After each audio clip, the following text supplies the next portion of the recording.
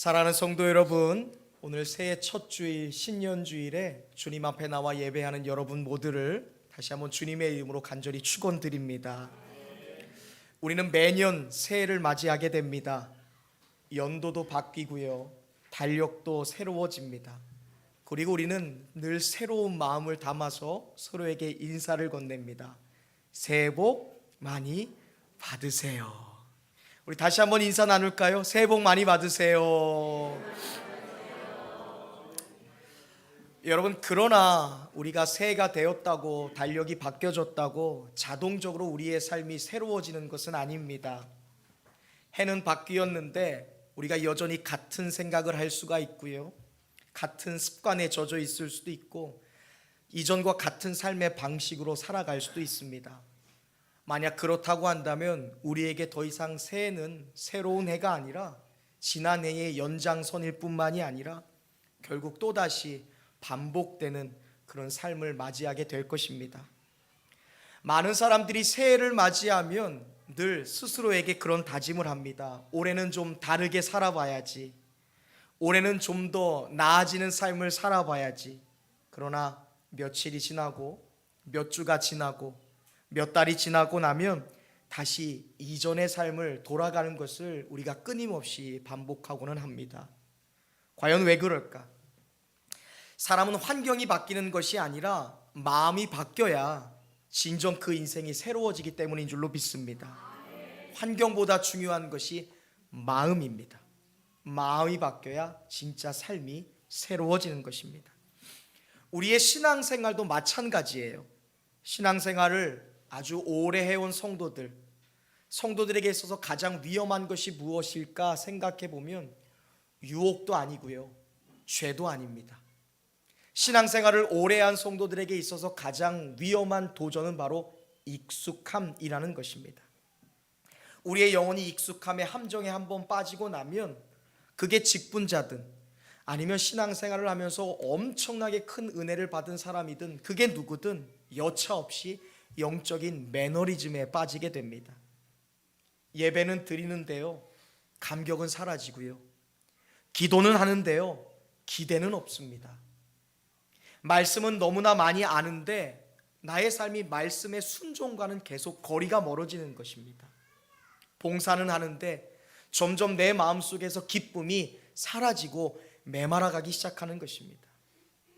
익숙함에 빠진 성도들의 삶이라는 것은 신앙이 살아있다라기보다는 그냥 신앙이 하루하루 유지되고 있다라는 표현이 맞을지도 모르겠습니다. 이것이 그 무서운 영적인 매너리즘인 것입니다.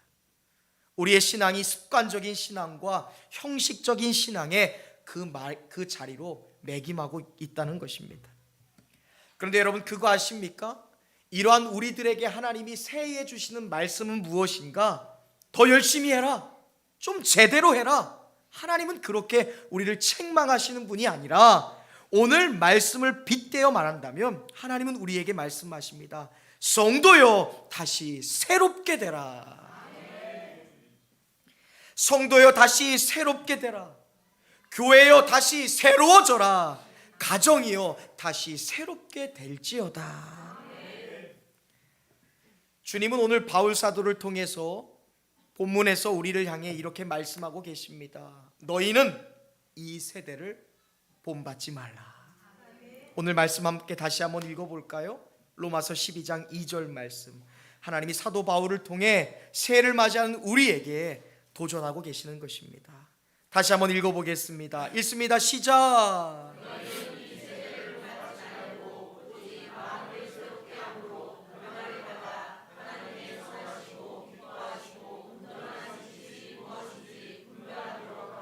아멘.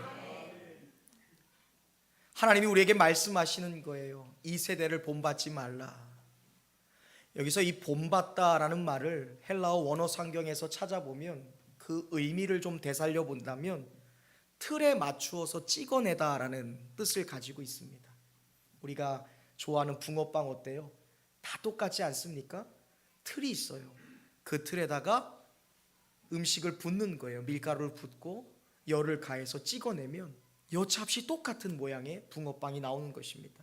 이것이 성경이 말하는, 하나님이 말씀하시는 이 세상의 특징이라는 거예요. 여러분, 세상은 어떤 곳입니까? 우리가 의도하지 않아도, 그리고 우리가 의식하지 않아도 우리가 세상을 살아가다 보면 세상 모양대로 찍어져 나오는 곳, 그것이 바로 세상인 것입니다. 가만히 있으면 우리 마음속에 세상의 가치관이 들어옵니다. 그리고 우리의 마음을 세상의 모양대로 만들어 버린다는 거예요. 이것이 성경이 말하는 세상의 특징입니다. 만들어내다, 똑같이 찍어내다. 오늘 우리가 사는 시대는 어떤 시대입니까? 진리보다 감정이 앞서는 시대입니다. 옳고 그름이 아니라 자신의 이익만을 추구하는 시대입니다. 헌신이 아니라 효율을 따지는 세대이고, 죄에 둔감해지는 세대의 한복판에 저와 여러분이 살고 있다는 것입니다. 그런데 문제는 무엇입니까? 우리가 세상을 거부하지 않아도 세상이 우리 안에 끊임없이 침투해 들어온다는 거예요. 더 큰 문제는 우리가 몸은 교회 안에 있을지 모르지만 우리가 사고방식은 이 세대를 닮아간다는 데 있다는 것입니다. 말씀보다 때때로 내 뜻을 앞세울 때가 있고, 진리가 아니라 여론에 민감할 때가 있습니다. 성경보다 나의 감정을 더 신뢰할 때가 있고, 기도하는 것이 아니라 계산이 더 앞설 때가 있다는 것입니다. 이것이 바로 이 세대의 특징이에요. 이것이 바로 영적 분별력이 약해진 이 시대의 특징이라는 것입니다. 특히나 신앙생활을 오래 한 성도일수록 겉모습은 경건할지 모르겠어요. 그러나 그 내면을 들여다보면 그 내면의 기준이 서서히 세상과 타협하게 되는 것을 보게 됩니다. 여러분, 삼손 잘 아실 거예요. 삼손은 하나님 앞에 특별한 은혜를 받았던 사람입니다. 그는 어머니 뱃속에서부터 구별된 존재로서 이 세상에 태어났습니다. 하나님의 영이 그에게 부어졌습니다. 그런데 그랬던 그가 한순간에 타락한 모습으로 우리에게 사사기에 소개되고 있죠. 그런데 여러분, 삼손이 타락한 것은 하루아침에 이루어진 것이 아니다라고 성경은 말하고 있습니다. 그가 여인을 바라보았고 블레셋 여인을 사랑했고, 점점 블레셋의 문화에 익숙해져 갔고, 블레셋의 가치관을 그가 마음에 받아들였고, 결국 그가 하나님의 임재를 떠나서 하나님의 임재의 근원과 능력을 상실해 버렸다라고 성경은 말하고 있습니다. 삼손은 하루아침에 타락한 것이 아니라 조금씩 세상을 본받다가 무너졌다라고 성경은 말씀하고 있습니다. 사사기 16장 20절에 가보면 굉장히 충격적인 말씀이 나오는데 이런 말씀입니다. 삼손이 여호와께서 자기를 떠나신 줄을 깨닫지 못하였더라라는 말씀하고 있어요. 모르는 거예요. 세상에 젖어 살다 보니까 세상이 주는 그러한 견해들과 생각들이 내 안에 들어가고, 그러한 교훈들을 받다 보니까 어느 순간 하나님이 내게서 떠나신 것을 자각하지 못하는 상태가 되었다는 것입니다. 이스라엘 백성도 마찬가지입니다. 이스라엘이 광야를 지나는 동안 그 40년을 하나님이 매일같이 만나와 메추라기를 내려주셨습니다. 그런데 어느 순간 그들이 어때요? 하나님이 베풀어 주신 은혜를 잊어버립니다. 익숙함에 빠진 결과 결국 하나님의 은혜와 축복을 잊어버리게 되더라. 바울은 이어서 이렇게 말하고 있습니다. 오직 마음을 새롭게 함으로 변화를 받으라. 우리는 삶에서 새로운 결심을 자주 해요. 여러분 어떠십니까? 여러분 결심 자주 하세요? 저도 삶에서 결심을 꽤 자주 하는 목사입니다. 좀 더 열심히 해야지, 좀 더 부지런해야지, 좀 더 달라져야지. 그리고는 곧바로 행동으로 이어집니다. 달라진 것을 내 행동으로 나타내고 싶은 거예요. 그러나 성경은 행동이 아니라 마음이 먼저다라고 우리에게 말씀하고 계십니다. 오늘 말씀을 보십시오. 이 세상을 본받지 말라. 그리고 오직 마음을 새롭게 하여 변화받으라. 환경보다, 행동보다 마음이 먼저다라고 말씀하고 계시는 거예요. 왜냐하면 마음이 바뀌지 않으면요, 결심도 오래 안 가요. 행동도 원상태로 돌아가게 된다는 것이죠. 바울이 말하는 변화라는 단어는요, 본질적인 변화를 말합니다. 완전 다른 존재로서 바뀌는 것을 오늘 본문에서 변화, 메타모르포시스라는 헬라어로 되어 있습니다. 본질이 바뀌는 거예요. 이 나비가 어때요? 처음에는 번데기로 있다가 번데기가 어때요? 나비로 바뀌잖아요. 형질, 겉모습이 바뀌는 것을 얘기하는 것이 아닙니다. 완전히 달라진 성화의 삶이에요. 뉴본, 뉴버스, 신생의 삶을 말하는 것입니다. 존재의 방향과 목적이 바뀌는 것, 그것이 바로 오늘 본문에서 말하는 변화입니다. 그러한 변화의 시작은 어디라고 말합니까? 오늘 본문은 분명히 말씀하고 있어요. 마음이라고 말하는 것이죠. 우리가 잘 아는 시편 51편의 말씀은 다윗이 인생의 가장 곤고했던 때에 썼던 시편입니다. 그가 우리아의 아내인 밧세바를 범하죠. 다른 이의 아내를 어때요? 자기가 빼앗은 것입니다. 그리고 그 죄 가운데 있을 때 나단 선지자가 찾아와서 다윗의 죄를 딱 어때요? 하나님 앞에서 딱 밀고 하는 거예요. 너 이런 죄 짓지 않았니? 너 하나님 앞에서 네가 이런 죄인이 아니니? 그가 자신의 죄를 자각했을 때 하나님 앞에 회개한 기도문이 바로 시편 51편입니다. 그때 나단 선지자의 책망에 다윗이 고백했던 기도문이 시편 51편 10절에 나오는데 이런 기도문이에요. 하나님이여, 내 속에 정한 마음을 창조하시고 내 안에 정직한 영을 새롭게 하옵소서. 변화를 꿈꾸던 다윗이, 새로움을 꿈꾸던 다윗이 하나님 앞에 구하고 간구한 것은요, 상황이 아니에요. 하나님, 잃어버린 내 명예를 회복해 주세요. 하나님, 내 자리를 회복해 주세요. 내가 원 상태로 돌아가게 해주세요라는 간구가 아니에요. 다윗은 고백합니다. 내 안에 내 마음을 새롭게 하여 주옵소서. 다윗은 안 거예요. 마음이 진짜 변화의 시작이고 변화의 완성인가. 다윗은 상황의 회복보다, 왕권의 회복보다, 명예의 회복보다 마음의 회복을 구했습니다. 여러분, 신년을 맞이한 저와 여러분들의 기도도 이래야 될 줄로 믿습니다. 주여, 내 안에 내 마음에 정직한 영을 새롭게 하여 주옵소서. 사랑하는 성도 여러분, 습관적인 신앙이라는 것은요, 무너지지는 않아요. 습관적인 신앙은요, 유지는 하는데요, 자라지도 않고 열매도 없습니다. 우리의 신앙이 매너리즘에 빠져서 우리의 신앙과 믿음이 습관적이고 형식적이 되잖아요. 절대 그 사람 무너지지는 않습니다. 그런데 자라나지도 않고 열매 맺지도 못하더라. 예배는 빠지지 않지만 감동도 결단도 없습니다. 그러나 새로워진 마음은요, 우리의 신앙을 살아나게 할 줄로 믿습니다.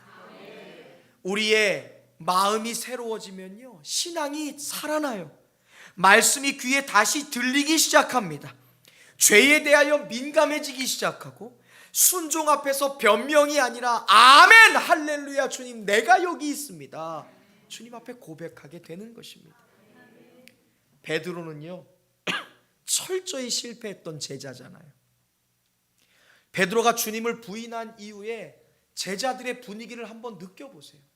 그렇게 잘난 척하더니, 그렇게 대단한 척 소리 지르더니 주님 앞에서, 그 주님을 부인하고 죽음 앞에서, 잡힘 앞에서 그렇게 치사하게 도망치는 너는 제자도 아니야, 넌 우리 동료도 아니야, 너는 주님의 사람도 아니야. 주님을 3번이나 부인했죠. 그러나 그가 부활하신 예수님 앞에 섰을 때 그의 마음이 새로워져요. 주님이 말씀하시잖아요. 네가 나를 사랑하느냐? 새로워지라는 고백이에요. 사랑을 새롭게 하라는 것이죠. 주님, 내가 주님을 사랑하는 줄 주님 아십니다. 그러자 주님 말씀하는 거예요. 내 양을 치라, 내 양을 먹이라, 내 양을 돌보라. 그의 마음을 새롭게 합니다. 그러자 베드로가 완전히 다른 사람이 되더라. 두려움의 사람이 담대한 사람이 되고요, 고기 잡던 어부가 사람 잡는 사람 낚는 사도가 된 줄로 믿습니다. 이처럼 우리의 새로워진 마음은 과거를 더 이상 지우는 것이 아니라 미래를 다시 쓰게 하는 능력인 줄로 믿습니다. 자, 이처럼 우리의 마음이 새로워질 때 나타나는 영적인 열매가 무엇일까요? 오늘 바울 사도는 우리에게 그런 말씀을 합니다. 하나님의 선하시고 기뻐하시고 온전하신 뜻이 무엇인지를 분별하게 될 것이다. 우리의 마음이 새로워지잖아요. 나를 향한 하나님의 뜻을 우리가 알게 된다는 거예요. 영적 매너리즘에 빠진 사람의 특징이 있다면 분별하지 않고 반복한다는 거예요. 질문하지 않고 그냥 몸이 앞서간다는 거예요. 왜 내가 이 선택을 해야 되는지 고민하지 않습니다. 주님, 이것이 하나님이 원하시는 길이 무엇인지, 이것이 맞는지를 질문하지 않고 행동합니다. 그러나 우리의 마음이 새로워지면 늘 하나님 앞에서 질문합니다. 주님, 이것이 주님의 뜻인가요? 주님, 과연 이 선택이 하나님을 기쁘시게 하는 선택입니까? 주님, 과연 이 길이 믿음의 길입니까? 마음이 새로워진 사람은 그것을 질문한다는 거예요. 왜? 새로워진 마음은 하나님의 뜻을 분별하게 되는 그 능력의 시작점이기 때문에 그렇습니다. 솔로몬은 자신 인생에서 가장 중요한 순간에 다른 것이 아니라 하나님의 뜻, 하나님의 지혜를 분별하는 그 지혜를 구했던 사람이에요. 내가 너에게 무엇을 해줄까? 내게 요구하라. 하나님, 왕권을 강화시켜 주세요. 하나님, 내 명예가 하늘을 찌르게 해주세요. 하나님, 내게 인기를 주세요. 하나님, 내게 돈과 명예를 주세요가 아니에요. 하나님, 내게 지혜를 주십시오. 하나님의 마음을 분별할 수 있는 지혜를 주십시오. 그 기도가 하나님을 기쁘시게 했고, 그 기도가 결국 솔로몬을 시대를 분별하는 인류 최고의 지혜자가 되게 한 줄로 믿으시기를 바랍니다. 마찬가지로 우리에게도 필요한 것은 정보가 아니라 영적 분별력인 것입니다. 하나님의 선하시고 하나님의 기뻐하시고 하나님의 온전한 뜻이 무엇인지를 분별하는 것, 그 분별력은 바로 새로워진 마음에서 온다는 거예요. 하나님은 성경 여러 곳에서 우리를 새로움의 자리를 초대하고 계십니다. 오늘 우리에게 허락된 이 신년 주일 예배도 하나님이 우리를 초청하고 계신 거예요. 아무개 성도요, 아무개 청년이요, 아무개 어린이요, 아무개 아버지요, 너를 새로움의 자리로 초대하노라. 사랑하는 성도 여러분, 그러므로 오늘 우리가 드리는 이 예배가 또 하나의 예배로 그냥 지나가지 않기를 바랍니다. 혹여나 오랜 믿음의 생활로 내 마음이 돌처럼 굳어진 삶의 영역들이 있다면 오늘 이 시간 주님 앞에서 깨어지고 녹아질 수 있기를 간절히 축원합니다. 혹시나 언젠가서부턴가 우리가 신앙생활하고 주님을 믿고 따르는 데에 있어서 감동도 없어졌고 기대와 설렘도 없어졌고 그저 맹목적인 신앙생활을 하고 있음에 깊은 염증을 느꼈다면 우리가 다시 설렘으로 주님 앞에 설 수 있기를 간절히 소망합니다. 부부 생활도 그렇고요, 직장 생활도 그렇고요, 학업도 마찬가지고요. 우리가 다시 뜨거운 설렘의 마음으로 돌아갈 수 있게 되기를 주님의 이름으로 축원합니다. 오늘 새해 첫 주일을 맞아 우리가 이 고백으로 새해를 시작했으면 좋겠습니다. 주님, 나는 여전히 변화가 필요한 사람입니다. 삶도요, 마음도요, 언어도요, 믿음도요, 사랑도요. 하나님, 다시 나를 새롭게 하여 주옵소서. 우리의 간절한 기도를 들으신 하나님께서 반드시 우리의 마음을 새롭게 하시고 반드시 우리의 신앙과 믿음도 새롭게 하시고 우리의 삶을 살아 움직이게 하실 줄로 믿습니다. 새 일이라는 것은요, 새 마음을 가진 사람에게만 반드시 열린다는 것을 여러분 기억하시기를 바랍니다. 다시 새롭게, 이것이 올 한 해 52번 아니 수백 번 외치는 단순한 표어가 아니라 우리의 삶이 될 수 있기를 주님의 이름으로 축원합니다. 기도하겠습니다. 하나님, 오늘 신년주의를 맞이하여 당신의 사랑하는 백성들이 주님의 몸된 성전에 함께 모여 영적 나침반을 다시 맞추었습니다. 속도보다 중요한 것은 방향이기에 우리도 같은 곳을 바라보며 2026년을 시작합니다. 다만 우리의 몫은 매 순간 최선을 다하는 것임을 믿으며 결과는 가장 좋은 것을 주실 하나님을 신뢰하며 이 시간 나아갑니다. 주여, 우리의 눈물과 기도와 땀방울이 헛되지 않도록 가장 멋지고 아름다운 그림을 그려주실 주님을 기대하는 한 해가 되게 하여 주옵소서. 마음을 새롭게 함으로 우리의 인생도 삶도 가정도 믿음도 신앙도 달라지며 후회 없이 달리고 감사로 거두는 2026년이 되게 하여 주옵소서. 날마다 우리를 새롭게 하시는 예수 그리스도의 이름으로 기도드립니다. 아멘.